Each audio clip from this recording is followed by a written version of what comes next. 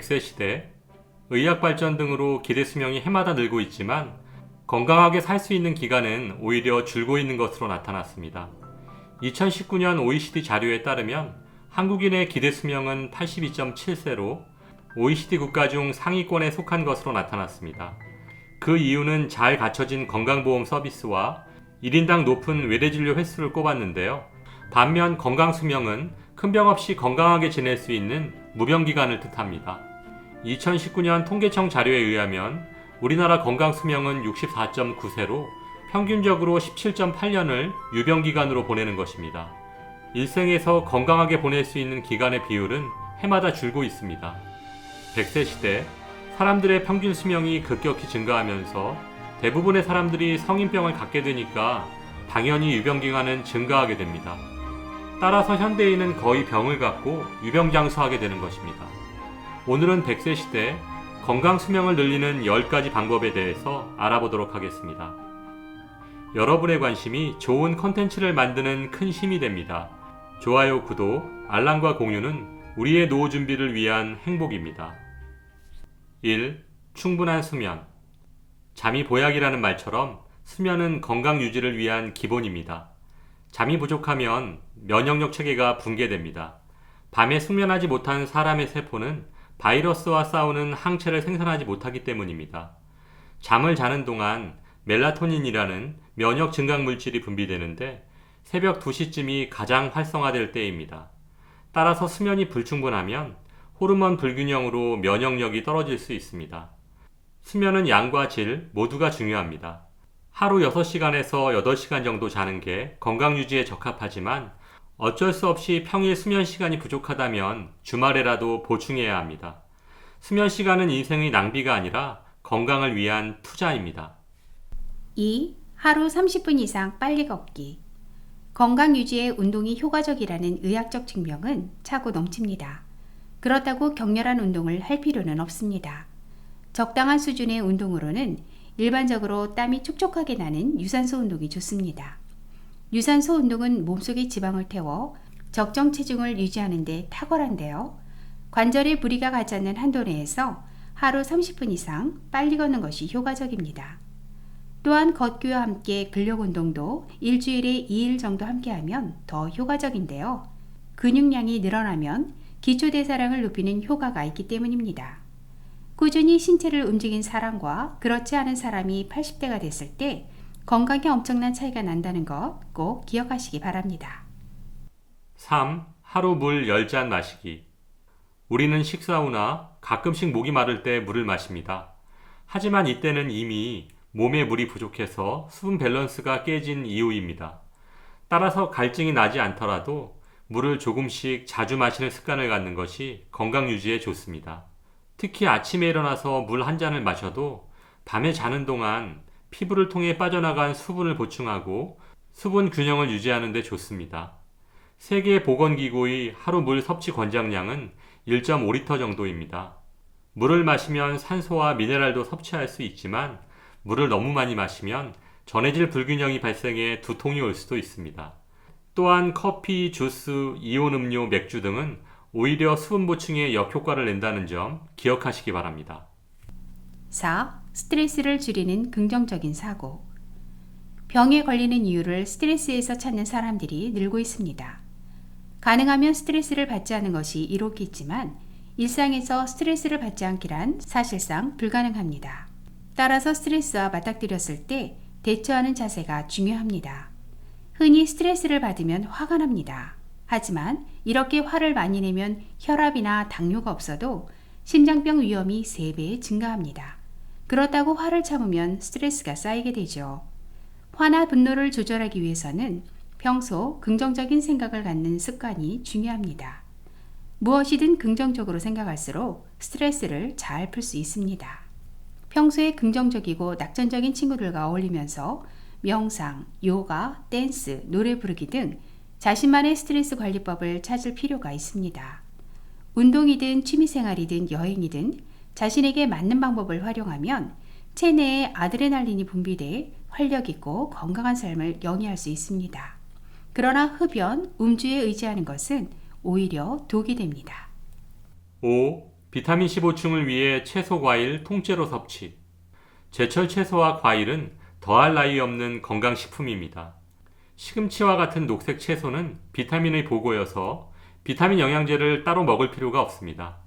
녹색 채소를 먹으면 비타민, 칼륨, 엽산 등 우리 몸에 필요한 영양소를 골고루 얻을 수 있습니다. 영양소 파괴를 줄이기 위해 채소나 과일을 갈아 먹는 것보다 통째로 먹는 것이 좋고 한 종류보다 다양한 종류를 섞어 먹는 것이 좋습니다.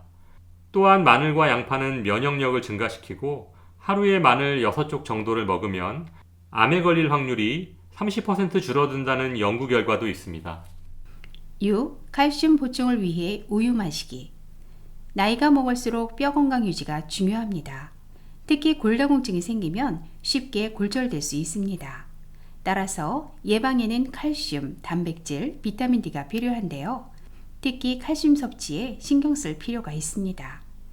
하루 칼슘 권장량은 800에서 1000mg이지만 국내 50세 이상의 하루 칼슘 섭취량은 470mg입니다. 이렇게 대부분 식사만으로 충분히 보충하지 못하므로 우유를 마시는 게 좋습니다. 우유 한 잔에는 칼슘 200에서 300mg이 들어있으므로 하루 한 잔의 우유가 뼈 건강을 유지하는 데 큰 도움이 됩니다.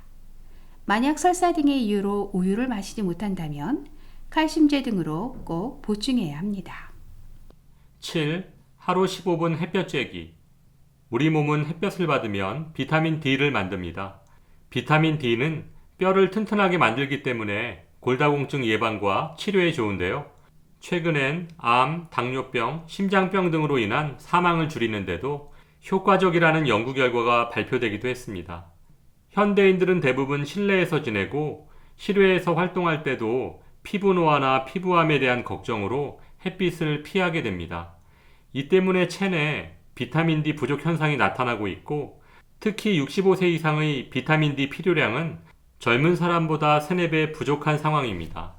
비타민 D의 90% 이상은 햇볕을 받아 보충하고 일부는 고등어와 연어와 같은 등푸른 생선과 우유를 통해 섭취하는 것이 바람직합니다. 자외선 지수가 지나치게 높은 시간대를 피해 하루 15분 정도 햇볕을 받으면 암과 뇌졸중도 예방된다고 하니 꼭 실천하시기 바랍니다. 8. 일주일에 2차례 고기, 생선 섭취로 단백질 보충. 중년 이후부터 근육이 빠져서 근력이 떨어집니다. 따라서 이를 예방하기 위해 단백질을 조금 더 많이 먹고 근력 운동도 꾸준히 유지할 필요가 있습니다. 단백질은 일주일에 2차례 기름이 적은 고기나 고등어와 같은 수은이 적은 종류의 생선으로 보충할 수 있습니다. 또한 신체에서 가장 큰 근육 중 하나가 둔부와 허벅지인데요. 이 부위의 근력을 키우는 데는 스쿼트와 같은 하체 운동이 좋습니다. 다만 비만이라면 무릎 관절에 부담이 올 수도 있으니 자전거 타기로 대체해도 됩니다. 9. 동네 의원 활용, 주치의 두기. 한국만큼 의료기관 문턱이 낮은 나라도 흔치 않습니다. 건강보험 체계도 잘 갖춰져 있고요. 이런 점을 잘 활용하면 건강 유지에 큰 도움을 받을 수 있습니다. 대표적인 활용 방법으로는 주치의를 정하고 예방접종을 확인하고 건강검진을 챙기는 것입니다. 특히 동네 의원의 의사를 주치의로 삼으면 이상 증상이 생겼을 때 손쉽게 상담할 수 있고 주치의는 내 건강 이력을 잘 알고 있으므로 나에게 필요한 약을 처방할 수 있습니다. 또한 나쁜 습관에 대한 조언과 특정 질환의 치료 후 합병증에 대한 주기적인 체크도 할 수 있다는 장점이 있습니다. 10. 기상 30분 후 아침밥 먹기. 왜 아침밥을 챙겨 먹어야 할까요? 아침 효과는 뇌기능, 소화기능, 체중 조절에 꼭 필요하다고 모든 의사들이 권하고 있습니다. 뇌신경 한 가닥의 능력은 컴퓨터보다 못합니다. 그러나 실타래처럼 엮인 뇌신경세포는 컴퓨터가 흉내낼 수 없는 능력을 발휘합니다. 이렇게 뇌가 능력을 발휘하기 위해서는 당분이 필요합니다. 따라서 오전의 집중력은 아침밥이 결정한다고 해도 무리가 없습니다. 또한 아침 식사는 체중 조절에도 효과적입니다. 아침밥을 먹으면 점심과 저녁을 적게 먹을 수 있어 체중 증가의 기회가 낮아집니다. 또한 충동적으로 간식을 먹는 횟수도 줄일 수 있고요. 하지만 아침에 깨어나자마자 식사를 하면 입맛도 없고 소화도 잘 안 됩니다. 가장 적절한 아침 식사 시간은 잠에서 깬 지 30분에서 2시간 사이인데요. 아침에 조금 일찍 일어나 가벼운 운동이나 산책을 한 후에 아침 식사를 하면 가장 좋다고 의사들은 조언합니다. 무병장수하는 사람들의 공통점은 스스로 건강하다고 느끼고 집안일이나 동네 일에 적극 참여하는 생활 패턴을 유지하고 있습니다. 잘 자고, 잘 먹고, 활발하게 움직이면서 규칙적이고 건강한 생활 패턴을 유지하는 것이 당당한 노년을 살아가는 비결입니다. 진정한 장수는 병실에 누워서 100년을 의미 없이 사는 것이 아니라 건강을 유지하고 삶의 품격을 지키면서 사는 것입니다. 오늘 말씀드린 건강 수명을 늘리는 10가지 방법을 잘 실천하셔서 건강하고 품격 있는 노후를 맞이하시기 바랍니다. 여러분의 행복한 인생이 막을 알베르토가 응원합니다. 행복한 하루 되세요. 여러분의 관심이 좋은 컨텐츠를 만드는 큰 힘이 됩니다. 좋아요, 구독, 알람과 공유는 우리의 노후 준비를 위한 행복입니다.